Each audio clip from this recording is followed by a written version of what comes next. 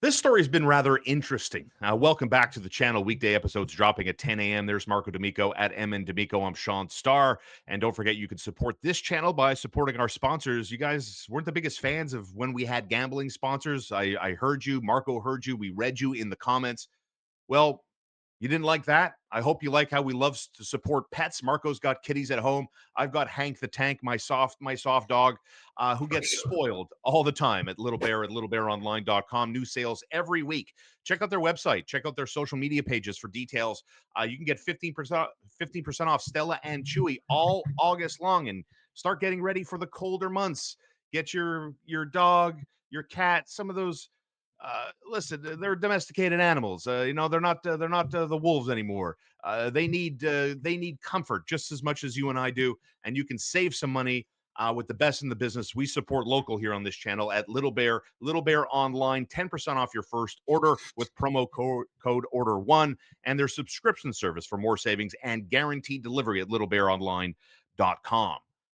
I'm starting to get concerned about Kirby Dach. I'm starting to get concerned about this storyline around Kirby Dach, with general manager Ken Hughes weighing in a story at NHL.com saying, quote, our hope is that he's ready to go, either start of the season or some point early in the fall. We certainly have no intention of rushing him in any way. I talked about this on TSN 690 last week, that I found it interesting. It was a conspiracy side of me, that we see tons of footage from Brassard, this player skating with that player. These guys are all in town for a variety of reasons. And yet Kirby Dach is training with Caden Gooley. Everybody has a cell phone in their pocket, but yet there's no footage of Kirby Dach really skating as it relates to a lot of his teammates. I was like, why is that? What's going on? You had Max Truman of Dans les Coulisses reporting 2 weeks ago that there was a setback. Eric Engels, that very same day from Sport, what? He did not report that there was a setback. He simply said that he was still in his rehab. Yeah, and it wasn't on time. No, it was on time. It's just no, I take that back. There's exactly potential for it to not be on time. Yes, exactly. So, that's what I know what I was talking about. Yeah, I know Max Truman, and then Kirby, and then Eric Engels came out that very same day and said, "Whoa, everything I hear, his rehab is on track, and he's more or less ready to go." But here we are talking about what exactly, that maybe he won't start in October, maybe he'll start later in the fall. Like, my initial reaction to this, if that's true, I think this is a bit of a failure on Ken Hughes. I think it's a bit of a failure on the organization for not doing something about this. Maybe I take it a little too seriously. Like, I'm of the business of October. I want this team flying. I don't want experiments. No disrespect to Alex Newhook. I'm not in an Alex Newhook 2C business. There were options this summer for the Canadiens to go and do something while being patient with Kirby Dach. What's your reaction to the latest about Ken Hughes saying maybe he won't start on time? We're not rushing the guy. I think he's got a curb expectation. I remember when I saw he had his surgery in late February, and usually there's about a 6 to 9 month rehab, time for that. So it always kind of brought us into this training camp situation, right, where you're 6-7 months in. Setback, I wouldn't say. Is he going through his rehab and ahead of schedule? No, he's basically following the line and continuing to train and whatnot. Where I'd like to unpack what you said was, like, if the Canadiens knew, then why weren't they more aggressive in filling the 2C slot, right? Why'd they go for a guy like Dobson instead, who was a right shot defenseman? And the reality simply is because there was none available. Mm-hmm. If you were to go for a guy like Marco Rossi, for example, which the Canadiens did not have interest in, he wants a long-term deal. So you would have to trade for him with the notion that you're about to give this guy term, when you just said you want something kind of as a stopgap or an insurance policy for Kirby Dach. I could give you two names right away. I could give you two names. You got to go get them. Nazem Kadri, Ryan O'Reilly. Two names They fit the stopgap immediately. They have talent. They're proven. Mm-hmm. And one of them in particular, Ryan O'Reilly, who's a Conn Smythe winner. Mm-hmm. I'm not going to, maybe he has a Corey Perry type of effect where, a lot of the young guys look at this guy and how to conduct themselves to be a better professional. And that's why I think I have the hot take that I have. Ken Hughes cannot confirm to the fan base that Kirby Dach is on time and will start the season at 100%. He can't confirm that. And here we are in late August talking about the Canadiens still don't have a 2C. Brother, you and I were talking about this in March. We were talking about this in April. And now we're Yep. encroaching on September, still talking about the void at 2C. I think it's a bit of a fail. I don't think you can fill all your holes in one summer. Yeah. Famous last words. Yeah. But I don't think you can fill all the holes in your lineup in one summer. I think that was always going to be a stretch. And I said it to you on this podcast many times that I felt the Canadiens were thin at right D, and they were thin in terms of proven right D. They were thin at right D, and they were thin at center. They filled one of those things. Now, there's a significant amount of hope that Michael Hage will develop into a center, and the Canadiens are going through great lengths to ensure that he develops as a center. I can't go into too much detail, but the Canadiens have mobilized resources to help him with that, and the player himself has done an impeccable job of improving, his awareness and his two-way game and his face-offs. We saw it at the World Junior Showcase. Everyone was rather impressed. He's more than likely going to make that team, and more than likely could make that team in the center role as opposed to just a winger. So they're banking on that. They're banking on, they made the playoffs last year with basically no 2C anyway, right? So it's just a question of keeping that ball rolling and having a by committee situation. And there's a very good chance that if Kirby Dach isn't ready for the start of the season, we're talking about maybe a week, 2. But you're not talking about a guy that's going to start in December, right? So it's not. He said later in the fall. Oh, that's what he said. Yeah, later in the fall does not like that to me indicate like because the first thing was training camp and the other then he said later in the fall, right? So that indicates to me that like it could be a month after training camp, which would be week 2 of the NHL season, right? So when you look at it that way, that's where you have to kind of factor it in. Canadians are going to start on the road the first 3 games. It's very possible that he's ready for the start of the season. I think where I like when we say it's a fail, absolutely. But and the names you bring up, and I think this is where I want to be clear. The New Jersey Devils were hot after Ryan O'Reilly at the trade deadline. The ask was enormous. I bet. Especially your you'd team have to sacrifice too, right? Yeah, but you'd have to sacrifice a top prospect and a first round pick to get him. I agree. You have to. I don't. And it's not going to be any of the secondary guys. We're talking like Hage or Reinbacher in a first to try and go and get him. And everyone that's going to be commenting on what I just said right under us on the comment section is going to be like, "What are you talking about? You crazy bald." And so, like, I agree. I personally would say that's not necessarily worth it. And only for 2 years of Ryan O'Reilly, yeah, I wouldn't do that. Cost opportunity makes sense. The same applies for a guy like Nazem Kadri. Nazem Kadri is 09 draft, so 91 born or 90 born. So that means he'll be 35 this season, right? And he signed for another 4 years. So that deal will expire when he turns 38 or 39 at $7 million. Yeah. And he's got a full no move. We saw rumors this summer that he would be able to waive it for Montreal. My only issue then becomes is that when the Canadiens are getting ready to be competitive and Nazem Kadri is on the way down, and you have to sign guys like Lane Hudson and you have to sign guys like Ivan Demidov, that could be an anchor. The same way, and I apologize, I say this with affection, the same way that, Carey Price's deal is currently an anchor, or the same way that if the Canadiens try to get competitive right now, the Josh Anderson and Brendan Gallagher deals could be seen as impediments, right? You don't want more impediments. You're trying to shed the cap and focus on spending money on your youth. So the cost and the potential risk involved, to me, I don't think makes sense. If the Canadiens were to go and get a center, it would be an age-appropriate center, and none of them were traded this summer. Like, this is the thing that I try to stress, right? Like, it's everyone was hoarding centers. Everyone.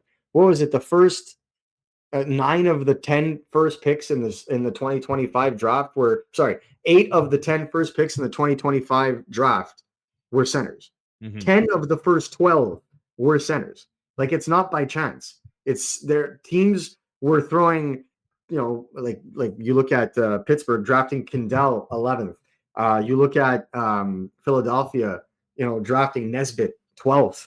Like, those guys were not supposed to go there, but because they played a premium position and they're not available on the market, they're all getting drafted early because it's impossible to find these guys on the open market. And trading for them this summer was an absolute fire. People couldn't you're looking at the Vancouver Canucks. Vancouver Canucks were willing to throw everything in the kitchen sink to try and get a second line center because they're trying to convince Quinn Hughes to stay And even they couldn't find anything. And they have the assets to trade, right? It's not like they're missing any assets. They've got good young players. They've got some disposable roster players that they could, or expendable, sorry, roster players that they could use. So it's not for lack of trying. The Canadiens are monitoring the situation, but at what point do you sacrifice the future to look good at training Well, camp? well, I think that's a money question. And let me ask you, like, what we do well in this market is we nitpick. When Yes. managers, players say things, like we go word by word, right? And I'm guilty of it Mhm. here too. I'm going to read you the quote again. Our hope is that he's ready to go, either start of the season or some point early in the fall. We certainly have no intention of rushing him anyway. As we learned by watching the Shawshank Redemption, hope is a very dangerous word. I would love to know what they're doing behind the scenes. Do they have a plan B? Your plan can't be hope. Your plan can't Yeah. be October, or maybe Marco's right. Maybe Marco's Reed will be right that by mid-October, maybe he'll be ready. But hope is not a plan. Hope is hope. And so I'd love to know what's going on behind the scenes on a hope and a prayer. So let Hmm. me bring this name into the conversation. Did the Canadians not do anything in terms of the 2C, waiting on Kirby Dach, not willing to rush Kirby Dach because it's the Gavin McKenna draft? Is that at all possible? That if they miss the playoffs, it's not the worst case scenario. Well, yeah. So, and I'm not even going to call it the Gavin McKenna draft anymore because Keaton Verhoff looked like a stud at the So I've Ivan Marinka. keep reading about this young Yeah. man. Holy cow! So, and we're gonna, there's Belsheds. There's so anyway. This draft is going to be really fun. Yeah, And I do I think that the Canadians would be very what's the word I would like to use here?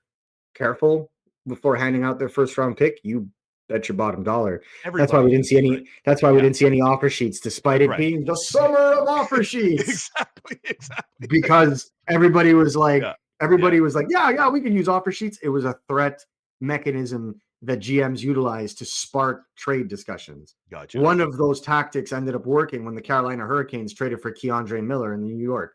They threatened them with an offer sheet, and Chris Drury went, "Whoa, whoa, whoa! We could talk about this." And then they ended up, coming together on a trade that was very close to the compensation that they would have gotten anyway from an offer sheet. They just got an extra prospect involved, so that they got something that could hit their lineup sooner than later. So, Mhm. with that said, no, I don't think that I don't think the Canadians are in a rush to give up their 2026 first round pick yet. I don't think that the Canadians are in a rush to give up on Michael Hage at all. I don't think the Canadians have the luxury to trade a guy like David Reinbacher, because trading for top four right shot defensemen Yes, is as expensive as trading for a 2C. So to me, you're just passing on the pain to another direction. So exactly. this is where I come into this. This is where I stand. The Canadians can also figure this out during the season. And this is what I've been told, not by the organization itself, but from people in the know. Tell me. There, you just talked about the Gavin McKenna draft. Come November, especially around Thanksgiving, you're going to get a clearer image of what teams are for real and what teams are tanking. Uh-huh. And those teams that are tanking are going to be more apt to taking on futures for some of their players that they would like to move out as they undergo a one season reset, like we saw the Bruins do, or start a rebuild. And so that's also an opportunity where the Canadians can pounce, because if they are able to trade and likely to trade Carey Price's contract as of the 1st of September, when his bonus is signed, is administered, Yeah. they'll actually have accruable cap space and would be able to actually add a player. Because right now they can't add a player without removing a player. Right. And the mode in Montreal right now is they do not want to remove anybody of importance from the lineup to go and fill a hole. I saw many people throw Caden Gooley for Mason McTavish up on the socials, Woof, that's a and tough one. That's a tough that one. that's a tough one. And if Caden Gooley was a right shot defenseman, that deal would probably do it. But Yeah, I yeah. I don't like, and again, like, everyone's gonna be in the comments now being like, what are you talking about, Marco? You're nuts. I Caden don't Gooley is think I would great. do that He's deal. great. I don't think I would I do don't it think today. Canadians fans would do it, and especially with the, if we're just doing player for player analysis, it's a toughie. But the fact that Caden Gooley signed at 5.5 for the next 6 seasons is what weighs on me, because then you also have to sign McTavish. So we're going to put Yeah. that on the back burner so I stop getting yelled at in the comment section. Yeah. Um, but when you look at this specific kind of situation, it really does put the Canadians in a bit of a pickle, but a pickle that they can either work their way through, because Doc will get healthy at one point. Yeah. And the other thing that I will say is, I don't necessarily, and I know this is not, I hope this doesn't come off as kind of bootlicky when I say this, but I'm not as worried about the 2C slot when you Really? have an Ivan Demidov that's going to be the one running that line anyway. Bro, it's his first full season, man. Like, we're already And talking about what him did Nick running the Suzuki play line. with? What did Running the Nick Suzuki line. play with in his first season? He played on the fourth line and he was still playing great. I don't Yeah. buy that. I don't buy that. That to me, Well, who it's a is he going lot to to play put with? on him. I agree with you. I mean, it's a lot to say, well, he's going to be Ovechkin. He's gonna be No, a but if line this driving kid is winger. as great as everyone thinks he is, why can't he be great on his own? Why does he need someone to carry him? He's probably going to be the one carrying Kirby Dach, right? He's okay. Like, from your lips to someone's ears to make it Okay. happen. I'm No, good but with that. Like, I this is the believe in the way. hype too. I'm just a Yeah. patient guy.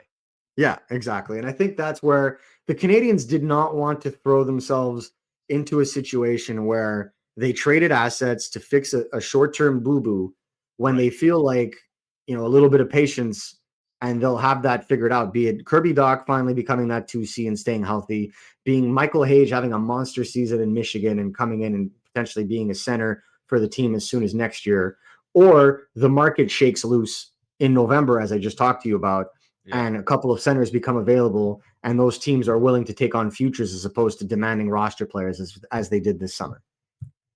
Fun to get a little feisty. It's fun to have a little back and forth, getting serious in late August on the channel. Don't forget, Starr and D'Amico with you weekdays, Monday through Friday. New episodes drop right here on youtube.com and your favorite audio podcast platforms every day at 10 o'clock. And I apologize for being on the phone there a couple of times. I got a couple of family things I had to take care of there. So just shooting a couple of messages, but I always got one ear on what's going on. Don't worry about that. You can follow Marco D'Amico at MN D'Amico, and you can read all his latest over at rg.org.